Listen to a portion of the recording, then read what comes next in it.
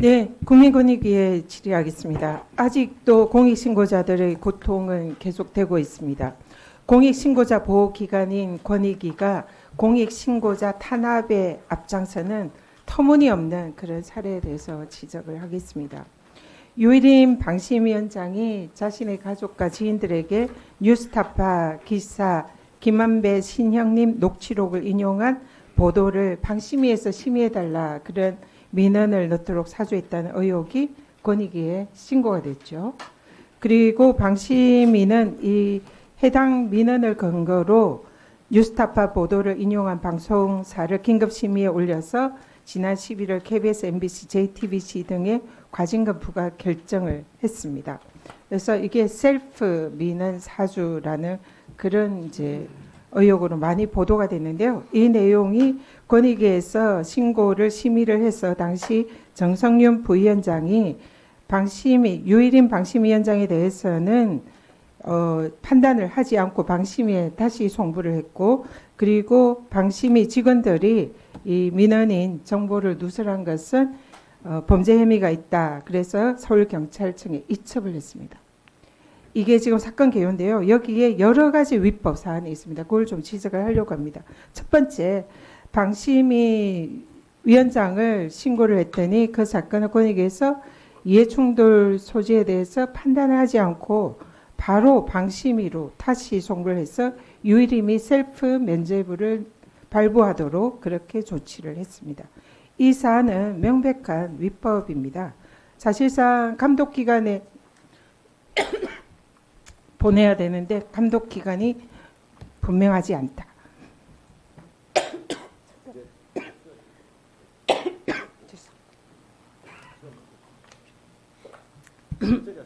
네, 다시 하겠습니다. 감독기관이 불명하다. 이래서 다시 그 셀프 기관 면죄부를 할 수 있도록 조치를 해줬고요. 그러면 이 경우에는 적어도 이런 내각을 통할하는 총리실이라든지 아니면 임명권자인 대통령실 정도로 보내야 되는 게 맞았다 이렇게 생각하고요. 그리고 이 부분에 대해서 이해충돌방지법에 대해서 판단하지 않은 것은 직무유기 소지가 있고 또 이걸 셀프로 이렇게 방심위로 보낸 이 자체는 직권남용 소지가 매우 많다 이렇게 생각합니다. 그래서 위법한 송부였다. 방심위 셀프 송부는 위법했다. 이걸 지적하고요.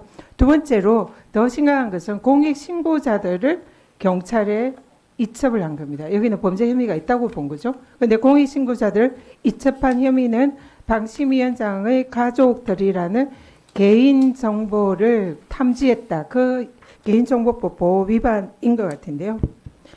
이것은 명백한 법 위반입니다. 첫 번째로 권익위는 이런 부패 공익신고자와 관련해서 공익신고자의 범죄 행위가 발견됐을 때는 형벌, 징계, 행정처분의 감경, 면제가 가능하게 되어 있습니다. 그래서 공익신고자를 보호를 해야 되는데 형의 감경, 면제를 하지 않고 이것을 수사기관에 보냈다. 이거는 공익신고자 보호법 위반입니다.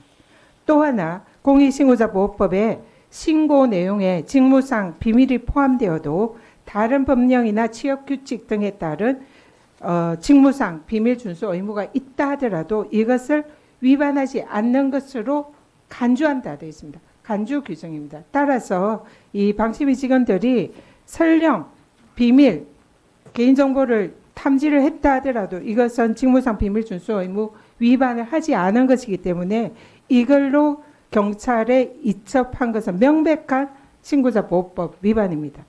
더 심각한 것은 권익위는 신고자 보호 기관입니다. 그래서 공익신고자 보호법에 따르면 신고자에게 신고 등을 이유로 파면, 해임 등 어떠한 불이익 조치를 할 수 없다. 그렇게 돼 있어요. 그런데 권익위가 앞장서 가지고 신고자들에게 불이익 조치를 한 겁니다. 경찰에 보낸 건.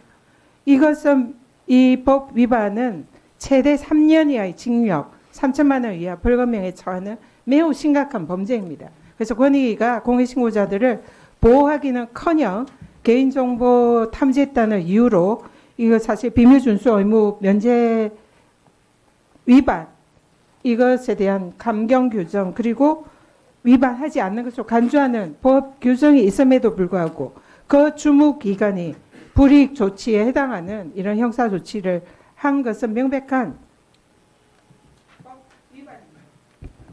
마지막으로 과징금 조치, 이거는 원천 무효입니다. 이런 불법에 대한 방송사에 대한 과징금 부과 명백한 불법이고 이것은 원천 무효라 다시 원상 복구해야 됩니다. 그래서 지금 현재 전면 재조사를 촉구하고요. 그리고 여기에 대한 공익신고자 보호 의무나 법 위반을 한 책임자들 반드시 전면 재조사해서 책임 진상규명하고 책임자 처벌하고 형사 이첩 수사기관 이첩 조치하실 것을 촉구드립니다. 답변해 주십시오. 뭐 답변 네.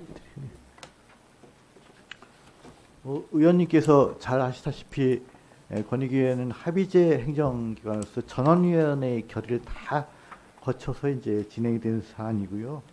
그리고 방심위원장에 대해서는 그 방심위원장의 이해충돌 위반 여부가 명확하지 않기 때문에 그 방심위원회 종결한 게 아니고 송부를 했고 방심위원회의 조사를 촉구를 한 내용이 되겠습니다. 그리고 또 의원님께서는 감독기관을 말씀하셨는데 저희들이 검토한 바로는 방심위원회의 감독기관이 예를 들어서 그리고 이해충돌 사건은 아시다시피 또 과태료 사안이기 때문에 수사기관 이첩은 불가능하다고 생각했고 또 그 감사원도 직무감찰이나 회계감찰은 되지만 이런 사안은 그 감사원 또 대상이 아니라고 생각해서 이첩보다는 송부를 하는 게 맞다고 해서 저희가 송부를 했고요. 또 근데 다른 대안이 없다고 생각해서 전원위원회에서 다 토의를 거쳐서 결의가 되긴 된 겁니다. 예, 그리고 이제 또 공익신고자 관련해서 저희가 보호를 하지 않으려고 한 건 아니고 공익신고자라고 하는 방심위 직원들이 공익신고 아마 그 저희 위원회 신고 전에 사실관계는 아마 언론에 먼저 그것을 제보를 했던 것 같습니다. 그래서 그 부분에 대해서 저희가 그 개인정보법 위반이라든가 위법 언론에 제공한 것은 별개로 저희가 판단해서 그래서 저희는 그래서 그 전원위원회에 다 토의를 거쳐서 결의를 해서 그렇게 처리했습니다. 나중에 네, 나중에 제출하고 또 검토를 좀 해보겠습니다. 예. 네, 수고하셨습니다.